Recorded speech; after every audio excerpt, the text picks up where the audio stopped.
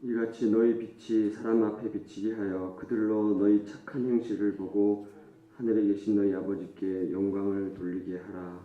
아멘. 하나님 아버지, 새벽을 깨워 어둠을 이기게 하시고 빛 대신 주님을 기억하고 이 세상의 빛으로 살기 위해 새벽에 나온 주의 백성들을 기억하여 주시고 머리 숙여 온 마음과 뜻과 정성을 다해 주님 앞에 예배하는 우리 동영교회 모든 교우들을 하나님께서 붙들어 주시옵소서. 하나님, 하루하루 세월이 지날수록 우리의 믿음이 더 주님께 가깝게 가는 믿음이 되게 하여 주시고, 지금 은혜 받을 만한 때요 보라 구원의 때라고 선포하신 것처럼 바로 지금 우리에게 은혜를 허락하여 주옵소서. 오늘도 주님께서 우리를 내버려 두지 아니하시고 품에 안으시고 사랑하는 아들이라고 딸이라고 말씀해 주시는 그 음성 듣기를 원하오니 주여 우리와 함께하여 주옵소서. 예수님의 이름으로 기도드립니다. 아멘. 오늘 하나님께서 주시는 말씀은 마태복음 5장 13절부터 20절까지 말씀입니다.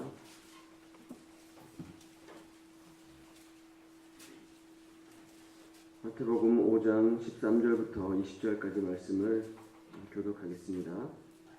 너희는 세상의 소금이니 소금이 만일 그 맛을 잃으면 무엇으로 짜게 하리요. 후에는 아무 쓸데없어 다만 밖에 버려져 사람에게 밟힐 뿐이라.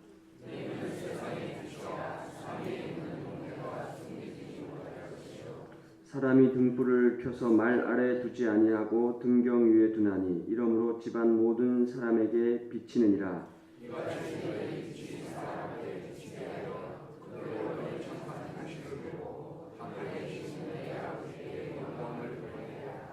내가 율법이나 선지자를 폐하러 온 줄로 생각하지 말라. 폐하러 온 것이 아니요 완전하게 하려 함이라.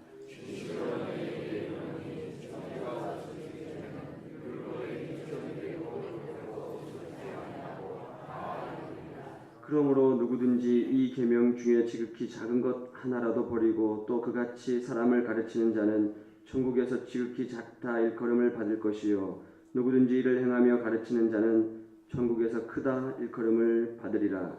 내가 너희에게 이르노니 너희 의가 서기관과 바리새인보다 더 낫지 못하면 결코 천국에 들어가지 못하리라. 아멘. 새벽을 깨우고 주의 전에 나오신 우리 교우 여러분들을 주님의 이름으로 환영합니다.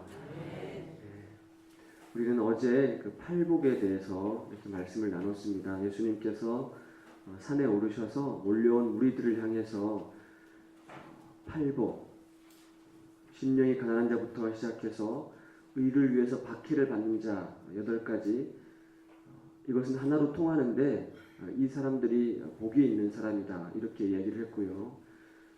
그 다음에 이 사람들은 다 한결같이 가난한 사람들이었다 이런 말씀을 드렸습니다.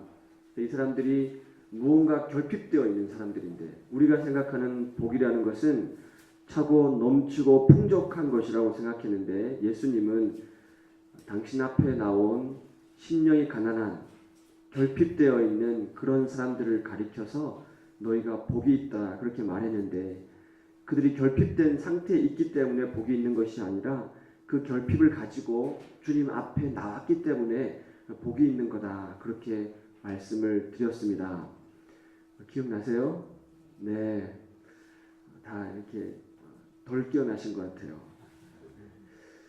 우리가 깨어나기 위해서는요 3가지가 깨어나야 돼요. 제가 여러분을 보니까 갑자기 이 말씀이 생각이 나는데 제가 옛날에 신학교 다닐 때 선생님께서 항상 이런 말씀을 하셨어요. 3가지가 깨어나야 된대요. 처음에는 우리의 몸이 깨어나야 된답니다. 몸. 아침에 우리 몸이 먼저 이렇게 깨어나야 되죠. 눈을 뜨면. 그럴 때 몸이 깨어나기 위해서는 우리 몸속에 있는 피가 구석구석 잘 돌아야 된대요. 구석구석. 그러기 위해서는 우리 몸이 뭐가 필요하냐면요. 운동이 필요하대요. 운동. 그럼 이렇게 어깨 한번 돌려보세요. 이렇게. 자, 어깨 한번 돌리고 앞으로 돌리고 뒤로 돌리고 목도 한번 돌리고. 네, 우리의 몸은 운동을 필요로 합니다. 근데 우리가 어디가 깨어나야 되냐면 정신이 깨어나야 돼요. 정신. 몸도 깨어나기 힘든데 정신까지 깨어나라니까 쉽지 않은데 정신이 깨어나기 위해서는요, 우리의 정신은 미소가 필요하대요. 미소. 얼굴도 미소 짓기 힘든데 우리 정신이 어떻게 미소가 지을 수 있겠습니까? 그러니까 우리 항상 우리 마음이 이렇게 밝아야 돼요. 그래서 우리의 정신은 미소를 필요로 합니다. 그 다음에 우리 영혼이 깨어나야 되는데요. 영혼은 사랑한다는 한마디가 필요하대요. 우리가 하나님의 영혼을 닮았다 그런 말을 하지 않습니까? 우리가 하나님을 닮았다. 이 말은요, 우리 하나님의 외모를 닮았다 그런 뜻이라기보다는 긍휼히 여기는 마음, 그러니까 내 옆에 있는 사람들이 처한 환경을 보면서 나 몰라라 하는 것이 아니라 그 사람들을 향해서 애끓는 마음, 사랑하는 마음, 이것을 닮았다라고 하는 거예요. 이것이 하나님을 닮았다라고 하는 겁니다. 세 가지를 깨어나야 되는데, 제가 우리의 몸은 그럼 여러분들은 운동을 이렇게 하시면 되고요. 우리의 정신은 그럼 여러분은 미소를 그렇게 하면 되고, 우리의 영혼은 그럼 여러분들은 아름다운 한마디를 이렇게 하시면 돼요. 자, 준비됐어요? 우리의 몸은 예. 우리의 정신은 우리의 영혼은 여기서 헷갈리시는군요. 사랑한다는 한마디를 우리 옆에 분에게 옆에 분한테 하지 마세요. 이게 잘 얼굴도 못 알아보시니까 새벽에 스스로에게 사랑해 이렇게 말해주세요. 자기 이름을 부르면서 사랑해, 사랑해, 태일아 사랑해, 내가 나를 사랑해야 됩니다. 이 세 가지가 온전히 깨어서 일어나는 우리가 되었으면 좋겠는데요. 오늘은요, 너희는 세상의 소금, 빛이라는 제목으로 하나님 말씀을 나누도록 하겠습니다. 오늘 말씀해 봤더니 그 몰려 나온 사람들, 뭔가 결핍이 되어 있는 사람들, 하나님 나라에서 제외되었다고 여겨진 그 사람들, 이 사람들을 향해서 예수님이 뭐라고 말씀하시냐면 너희가 하나님 나라의 백성이다 이렇게 말씀을 하고, 너희가 세상의 소금이다 이렇게 말합니다. 소금이다, 빛이다. 여기서 중요한 것은요, 소금이 되라, 빛이 되라 이렇게 말하지 않았어요. 아브라함을 향해서 아브라함아 너가 세상의 복이 되라 이렇게 말하지 않았어요. 예전 성경은 그렇게 번역을 했지만 오늘 우리가 가지고 있는 성경은요, 너가 복이다 그랬습니다. 복이다. 이 중요합니다. 우리가요, 세상의 소금과 빛이 되기 위해서 그게 노력한다고 되는 게 아니에요. 우리 주님이 이미 소금이시고 세상의 빛이시기 때문에 그 주님이 우리 안에 계시면 우리가 소금이 되고 빛이 되는 거예요. 이것이 중요한 거예요. 세상의 다른 모든 종교는 인간의 노력으로 다다를 수 있다고 생각하지만 우리는 그렇지가 않습니다. 이미 우리는 주님을 우리 안에 영접한 이상 우리는 이미 빛이라는 거예요. 우리를 향해서 세상의 소금이다라고 했을 때 여러분, 소금의 특징이 뭡니까? 맛을 내는 게 소금의 특징 아닙니까? 맛.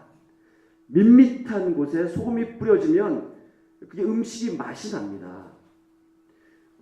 제가 우리 동영교회 와서 깜짝 놀란 것은요, 우리 권사님 집사님들의 손맛이 정말 대단하시더라고요.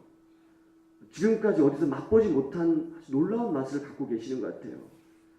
이것처럼요, 너희가 세상의 소금이다 그런 말은 우리가 세상의 소금이기 때문에 우리가 들어가는 곳에는 맛이 난다는 겁니다. 아멘. 우리가 제대로 된 그리스도인이라면 우리가 속한 공동체에 맛을 내는 거예요. 맛을 낸다는 것은 살리는 겁니다. 살리는 거. 우리는 살리는 역할을 하는 거예요. 생명이 없는 곳에, 죽은 곳에 들어가서 소금으로 맛을 내면서 그 공동체를 살아나게 하는 거예요. 살만나게 하는 사람입니다. 그런데 우리조차 맨날 죽겠다고 5만 가지 인상을 쓰면서, 그러면 옆에 있는 사람이 살만 나겠습니까? 안 나겠습니까? 안 나요. 우리는 그러면 안 돼요. 나는 비록 힘들어도 나는 그리스도인이기 때문에 살아야 된다고, 살만 나야 된다고, 이런 사랑의 메신저가 되어야 된다는 겁니다. 인상 구기지 마시기 바랍니다. 죽은 곳에 가서 살아나게 하는 존재다. 그 다음에요. 소금의 특징이 또 뭐가 있습니까? 부패를 막습니다. 부패를요. 생선을 잡아서 소금을 뿌리지 않으면 어떻게 됩니까? 곧 썩어서 냄새가 나서 먹을 수 없게 되는 거예요. 이것처럼 너희는 세상의 소금이다라고 했을 때 우리 그리스도인들은요.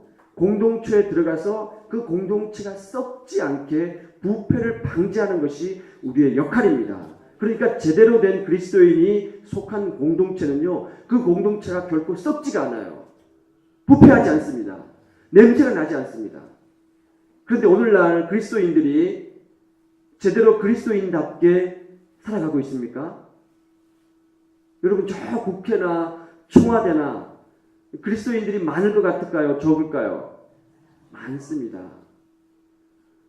예, 많아요. 뭐 제가 입으로 일일이 말을 못하겠지만 많아요.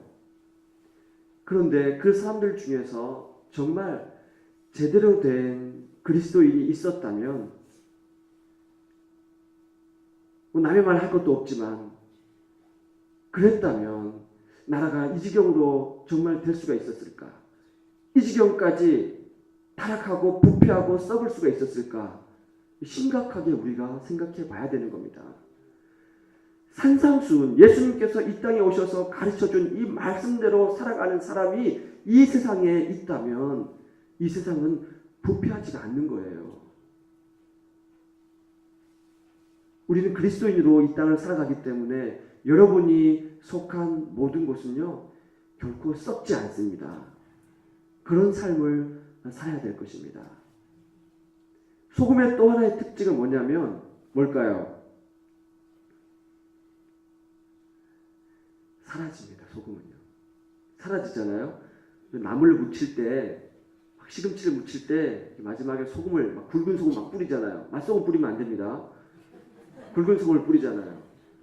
근데 그 소금 뿌린 거를 이렇게 바로 딱 먹으면 막 굵은 소금이 입안에서 막 돌아다니잖아요. 써요. 그러니까 소금의 모양을 그대로 갖고 있으면 걸림돌이 됩니다. 거친 돌이 되는 거예요.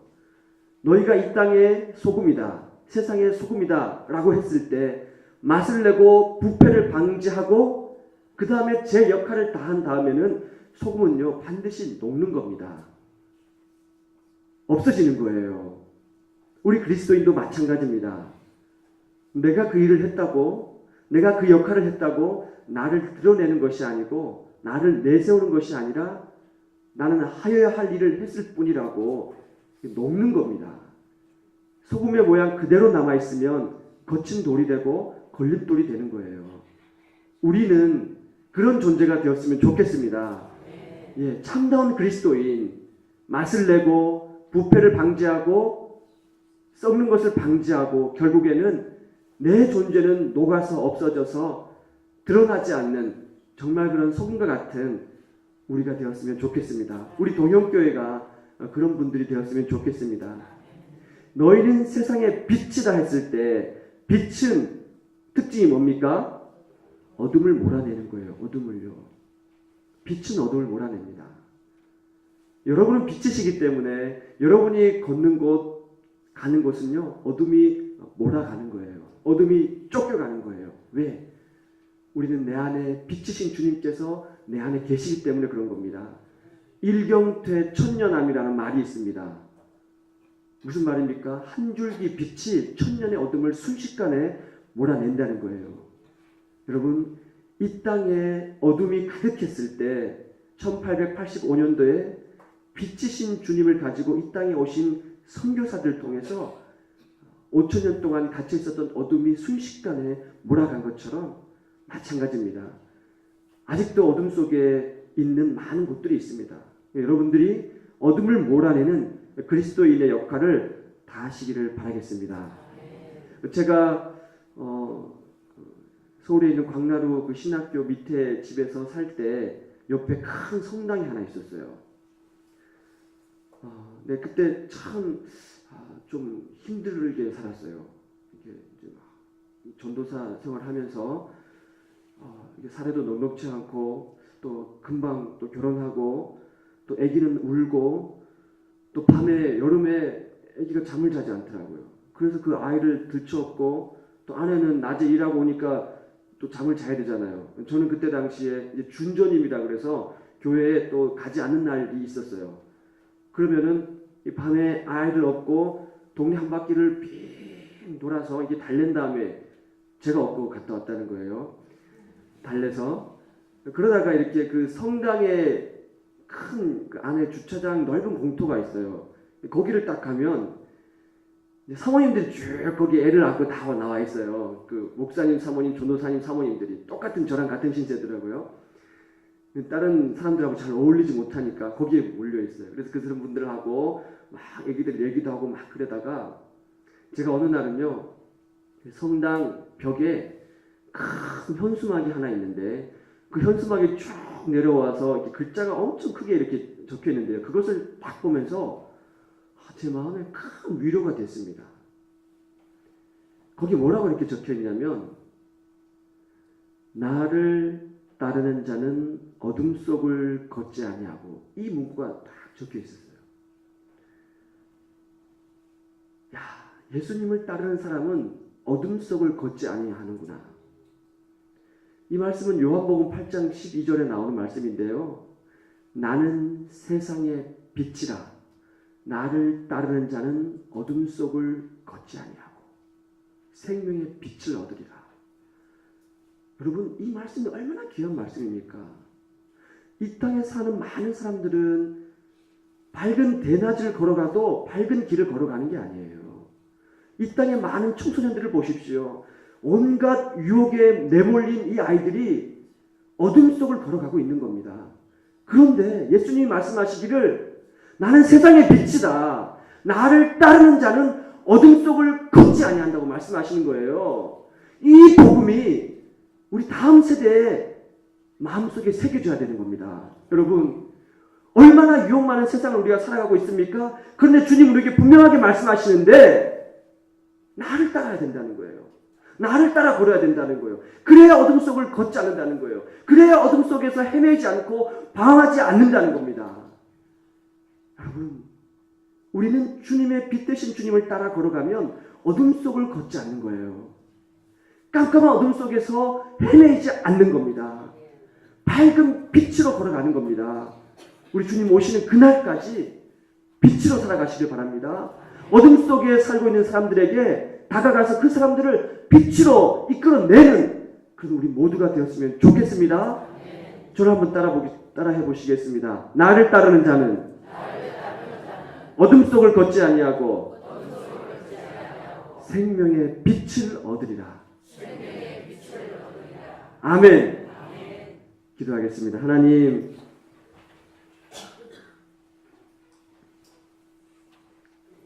너희는 세상의 소금이다, 빛이다, 그렇게 말씀해 주셨습니다. 주님, 우리가 제대로 된 소금과 빛의 삶을 살고 있는지 하나님, 부끄럽고 주님 앞에 얼굴을 들지 못할 때가 얼마나 많은지 모르겠습니다. 주여, 우리의 부족함을 긍휼히 여겨 주시옵소서.